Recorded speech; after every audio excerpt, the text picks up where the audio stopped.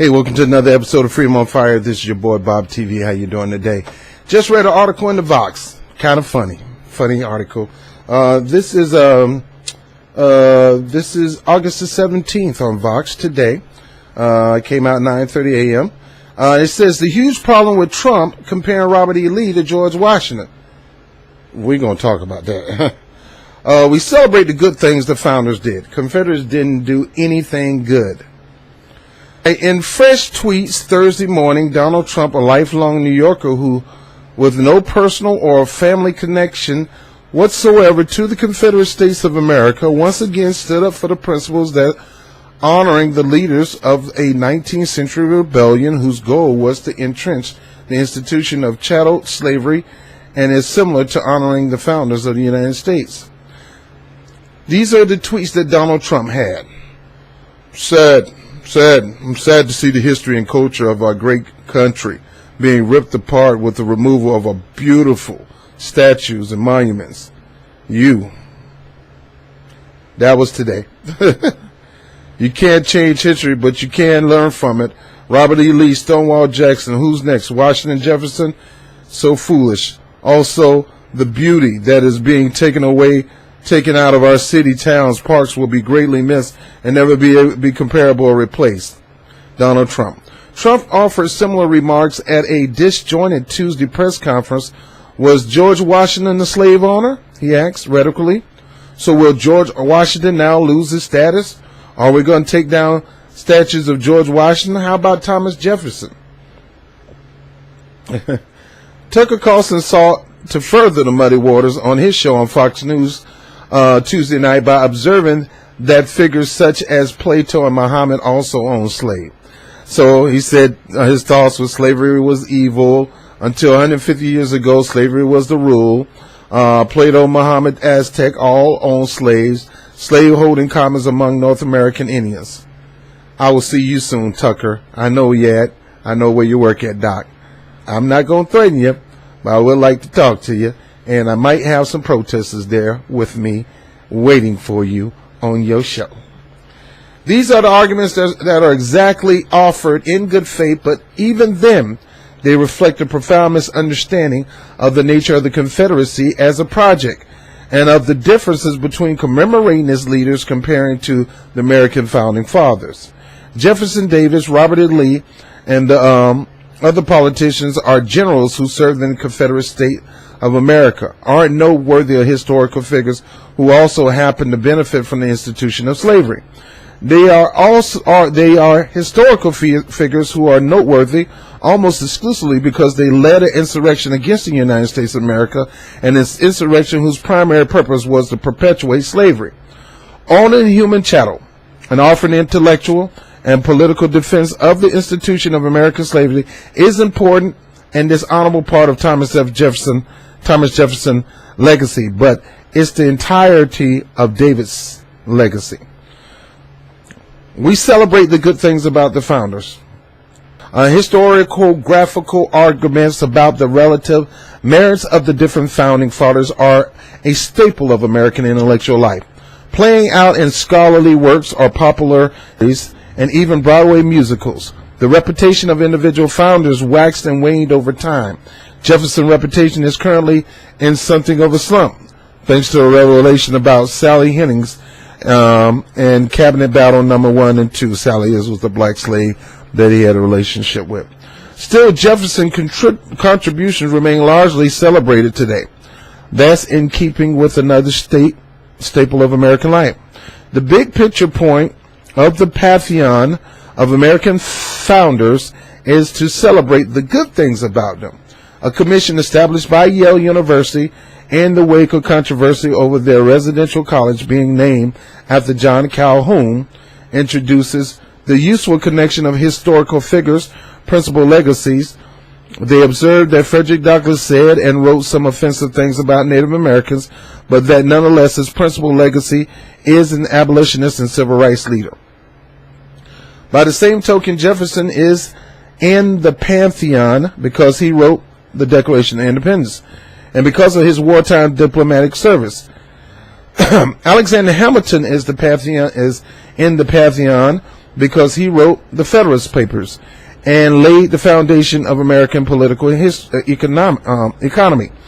Washington is in the pantheon because he was the military leader of a successful war of independence and because he established a peaceful transfer of power from president to president. It's true that the real historical figures at work were more complicated than the storybook heroes conventionally presented to young children. But the storybook hero version of Washington makes sense because Washington really did particularly participate in great acts worth celebrating, even if he also did terrible things like own a human being and personal property, or sleazy things like pick the location for the nation's capital to maximize the value of his own land holding. Confederate leaders, by contrast, are being celebrated purely for something bad. There are no good parts to the Confederacy. Running parallel to George Washington Memorial Park in Arlington, Virginia, you'll find the Jefferson Davis Highway, while the parkway commemorates the fathers of his country, a man who also owned slaves.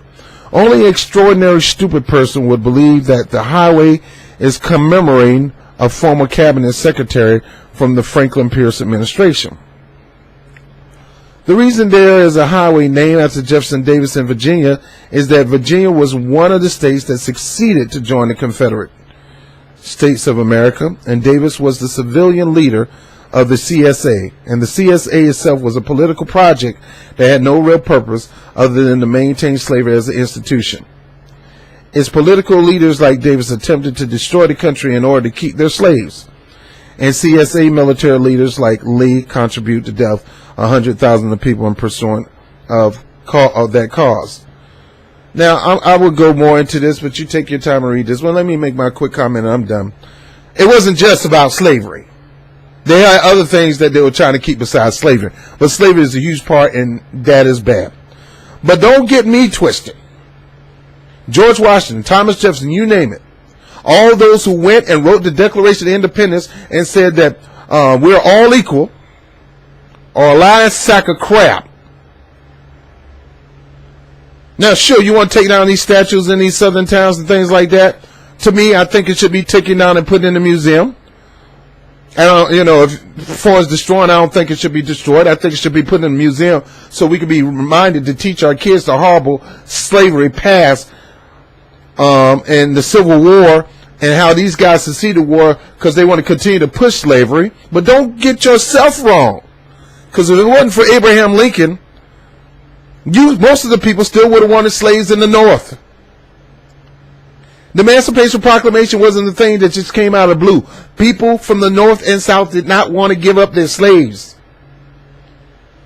They want to continue to press and depress and suppress slaves. So sure, Robert E. Lee, Jefferson Davis, you name it, Stonewall Jackson, you name it. I can go on and on and on. Yes, they had slaves. Yes, they probably was just as brutal as Thomas Jefferson and him slaughtering American Indians. So don't pat your back about these people right here. Now, I would give Donald his point on that one. Every slave owner should not be celebrated. But the problem is you don't want to take it down because it's going to make Washington, D.C. look empty. And we want to have people to come visit. And we make a lot of money with all these leaders in the pantheon. Keep your statues. Tell you the truth, the statues in the South never bothered me with the statues in the North. It just wasn't that much of an interest to me. Yes, it's sickening to go to court over a traffic ticket and sit there and see a Confederate soldier of that particular region holding up his gun with a bayonet, sitting on a horse or standing on top, or Indians grabbing at his feet. Sure, that's terrible to see. But I'm thinking about jobs. I'm thinking about all this other stuff. If you want to take them down, fine. Put them in the museum and teach people the horrible ugliness of the Civil War. But yet at the same time, we need to find out what we can do about these freaking statues in Washington, D.C. and New York City, like Columbus Square. When I go to work, I got to see a picture of Columbus every freaking day, who brutalized slaves, packed them in like sardines, So come on, Vox, don't pat yourself on the back and try to take up for these guys. Yes, they built this country on the back of slaves. And that was the whole point of Richard Spencer and this alt-right thing. Here he's trying to say the same thing you freaking saying. You using his talking points to justify white colonialism. Stop it.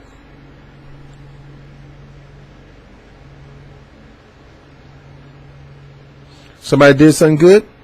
That's in the Pantheon.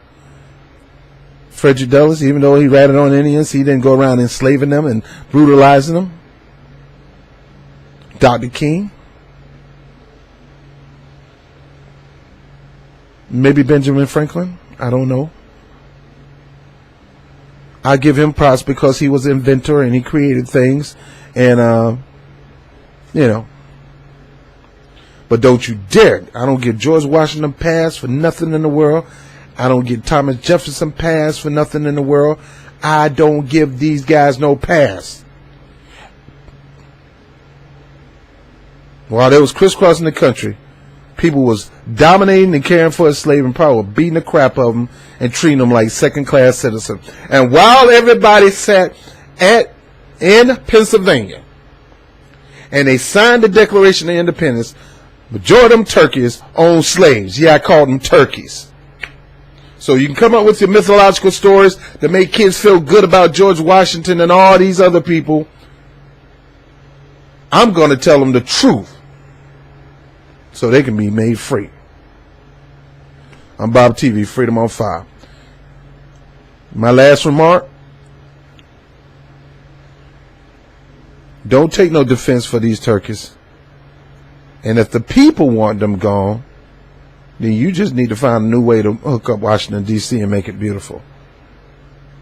Now, Washington Monument is not exciting to me.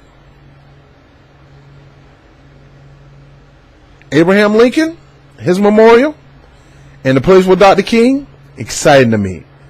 Thomas Jefferson Memorial, I could stand to watch that coming from Virginia to Washington, D.C. I wouldn't even visit it. The museums, off the chain. But you can't fit those huge statues in that museum because they too huge. Shout out to Baltimore who took the statues down. You know, hey, whatever. People crying over a freaking statue. You crying over dead people who you memorialize when the scriptures say we shouldn't even be putting up false idols. Come on. They're living people right here struggling. We need to hold them up like their statues. And get back to policies and stop talking about this crap. I'm Bob TV, Freedom on Fire. Peace. Hey, this is your boy Bob TV with Freedom on Fire and Rob Report. I want to thank you for watching the webcast. Make sure you share these segments all across your social media network. Like and share, subscribe, and maybe invite a couple other people to do the same thing. You make the difference. I also want to thank you for those who support this channel through Patreon, whether it's 50 cents to $50 million. It goes right back into what we do here. So like the lights that you're looking at right now, that's because of something that you did. So I really appreciate it. I want to thank my man Vegimatic for the Blue Yeti mic, one of the top microphones out right now. He knew I needed the mic, so he blessed me with it. So all of you guys make the difference into this channel growing, and I really want to appreciate you for that. Also, by all means, again, continue to share your comments at the bottom of each video. Just don't get so visceral to the people who may disagree with me or may disagree with you. This calling out name stuff, that's not for this channel. So please try not to call people names, personal names. Now you can call some of the stuff they talk about crap. I say that.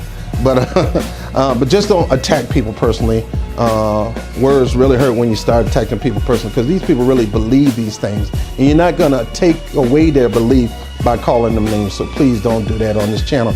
But nevertheless, I appreciate you guys. We're shooting for 2,000 now, so I need your help. So as my pastor would say, reach one, teach one. I mean, let's reach out. You got the information. Make sure you share with other people and try to get them to subscribe to the channel so we can grow and expand. I'm Bob TV, Freedom on Fire, Rob Report. Peace.